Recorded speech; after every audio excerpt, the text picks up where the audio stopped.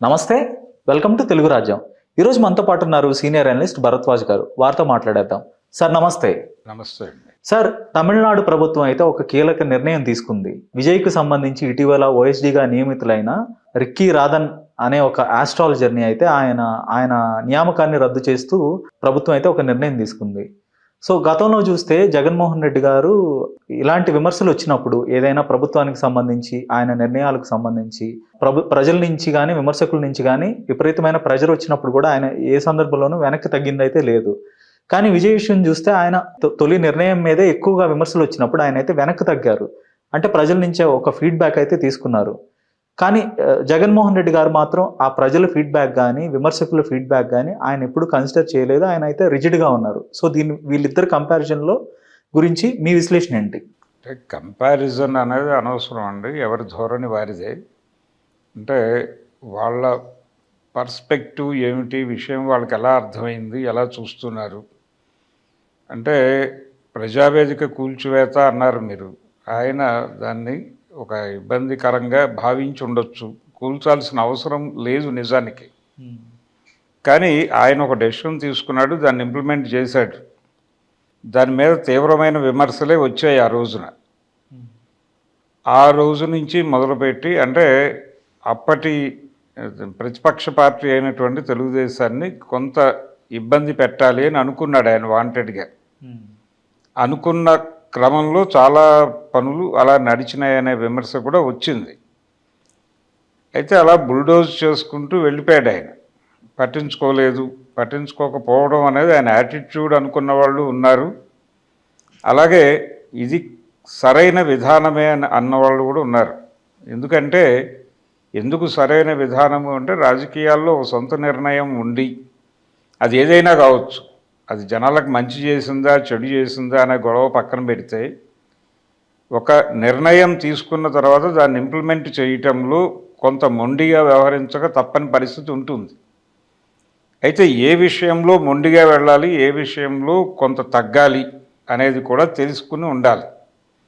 అలా ప్రతి చోట ఇప్పుడు అదే పద్ధతిలో ఇక్కడ వచ్చిన విమర్శలు ఆయన స్కూళ్ళల్లో తీసుకొచ్చినటువంటి సంస్కరణలు, విద్యా వ్యవస్థలో తీసుకొచ్చినటువంటి సంస్కరణల విషయంలో కూడా క్రిటిసిజం వచ్చింది. కానీ దానిలో పాజిటివ్ క్రిటిసిజం తాలూకా పాళ్ళు ఎక్కువ. పాజిటివ్ క్రిటిసిజం అని ఎందుకు అంటున్నానంటే ఇంకొన్ని విషయాల్లో జగన్ మీద విమర్శలు తీవ్రంగా చేసిన వాళ్ళు కూడా ఈ విద్యా విధానాన్ని పర్టికులర్గా ప్రభుత్వ పాఠశాలల పనితీరు మెరుగుపరచడంలోనూ ఆయన చూపించిన శ్రద్ధ పట్ల అభినందనలు తెలియజేస్తూనే వెళ్ళారు. వీళ్ళెవరు అనుకూలురు కాదు. జగన్ అనుకూలురు కానివారు కూడా ఈ కార్యక్రమానికి పర్టికులర్గా స్కూళ్ళ విషయానికి సంబంధించి ప్రభుత్వ పాఠశాలలు వ్యవహారానికి సంబంధించి ఆయన తీసుకున్న మార్పులు, నిర్ణయాలు వాటిని పాజిటివ్గా చూసి అభినందించినటువంటి సందర్భం కూడా ఉంది. వాళ్ళు అంతకుముందు ఆ తర్వాత కూడా జగన్ మీద విమర్శలు చేశారు. ఇది ఒక ధోరణి. అంటే ఇప్పుడు అక్కడ సీరియస్గా ఉండలేకపోతే ఇక్కడ కూడా సీరియస్గా ఉండలేకపోయేవాడేమో ఆయన. అందుకని అదొక ధోరణిగా అలవాటు చేసుకున్నాడు. ఇది నేను చేస్తాను అన్నప్పుడు అది చేసి తీరాడు. ఆ చేసినది ప్రయోజనకరమా కాదా అనేది ప్రపంచం మాట్లాడుకుంటుంది.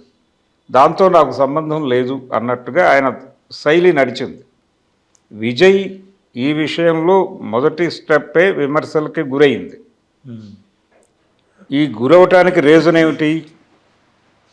ఆయన రోజు చెప్పినటువంటి ఒక మాట, సెక్యులర్ ప్రభుత్వాన్ని నేను నడపబోతున్నాను, మతతత్వవాదానికి సైద్ధాంతిక విభేదం ఉంది నాకు బీజేపీతో అన్నాడు ఆయన. థియరిటికల్ ఎనిమీ అన్నాడు. ఈ థియరిటికల్ ఎనిమీగా చెప్పి ఆయన ఈ మూఢనమ్మకాలకు వ్యతిరేకంగా నడుస్తాను ఇలాంటి మాటలన్నీ చెప్పి ఒక జ్యోతిష్యుడిని పట్టుకొచ్చి ఓఎస్డీగా నియమించటం అనే కోణంలోనే విమర్శలు ప్రధానంగా దాడి మొదలైంది. అది ఒక తమిళనాడులో మాత్రమే కాదు, దేశంలో చాలా ప్రాంతాల నుంచి దాడి జరిగింది. ఈ దాడి జరిగినటువంటి సందర్భంలో ఆయన వెనక్కి వెళ్ళటమే సబబు. మంచి నిర్ణయమే తీసుకున్నాడు. ఇది ఒక రకంగా హెచ్చరిక కూడా అతనికి.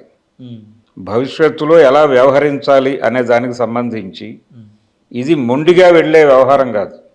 ప్రజావేదిక కూల్చడానికి దీనికి కంపేర్ చేయలేం.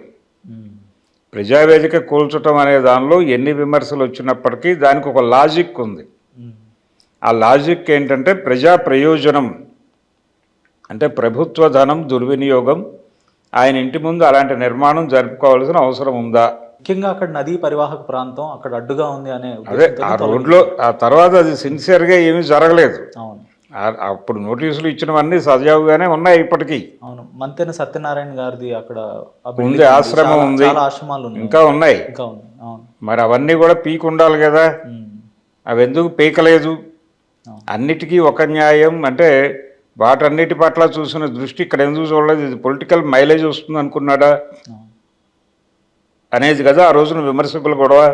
అంతవరకు వస్తే చంద్రబాబు గారు ఇప్పుడు ఉన్న లింగమనేని రమేష్ గారి ఇంటిని కూడా తొలగించాల్సి ఉంటుంది. అవునండి, తొలగించి ఉండాలి. ప్రజావేదిక ఎందుకు రోడ్డు మీదకి వచ్చి ఉంది అది. ఇప్పుడు అదేమో సింగిల్ వే, పైగా ప్రధానమైనటువంటి మార్గం అదే సెక్రటేరియట్కి ఆ రోజున. ఈ రోజున కొంచెం వేరే దారులు వచ్చినాయి కానీ ఇప్పటికీ అదే కీలకం. కనుక ఆ రోడ్డును వైడన్ చేయడానికి అవకాశం లేదు. అవతల కాలువలు ఉన్నాయి, ఇటు కాలువ ఉంది. ఇన్ని గందరగోళాల మధ్య ఇది ఒక గందరగోళం ఇక్కడ ఉండటం అవసరమా? రెండోది, ఆయన ప్రభుత్వంలో ఉన్నప్పుడు ప్రజావేదిక, ఆయన ప్రభుత్వంలో లేని సమయంలో అది ఏమవుతుంది? ఆయన పబ్లిక్ని పిలిచి అక్కడ ఉపన్యాసాలు చెప్పి ఒక బహిరంగ సభా వేదికగా మారుతుంది. ఆ పరిస్థితిని ఊహించి దాన్ని బద్దలు కొట్టమని చెప్పుండొచ్చు కదా ఆయన. సో ఆ మేరకు అది పాజిటివ్ డెసిషన్. దాన్ని దీన్ని పోల్చలేము. ఇది థియరిటికల్ గొడవ. ఇది నువ్వు చెప్తున్నదేమో సెక్యులరిజం గురించి మాట్లాడుతున్నావు, మళ్ళీ లేస్తేనేమో అతను ఎవరినో తీసుకొచ్చి అక్కడ పెట్టావు.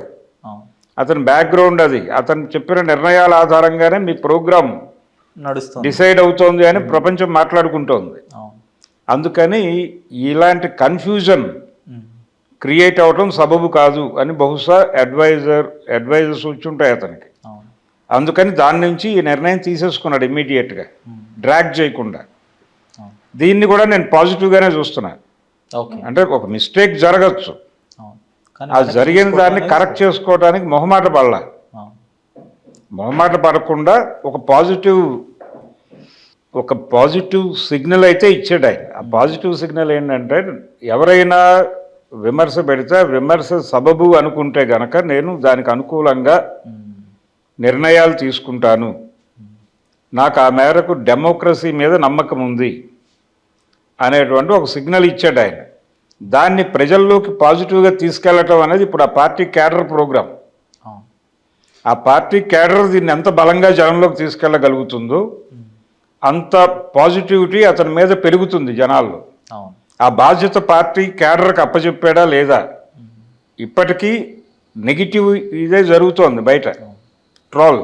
దాన్ని తిప్పికొట్టే లెవెల్ ప్రచారం జరగట్లేదు అక్కడ. తప్పు జరిగిందండి, మేము కరెక్ట్ చేసుకున్నాం కదా, ఇది మా మెథడ్. మొండితనం, మూర్ఖత్వం కాదు. ప్రజాభిప్రాయానికి అనుగుణంగా వెళ్ళటం మా పద్ధతి, దాన్ని ఇక్కడ చెప్పాము అని వెంటనే చెప్పేటువంటి ఒక బ్యాచ్ బయలుదేరాలి కదా.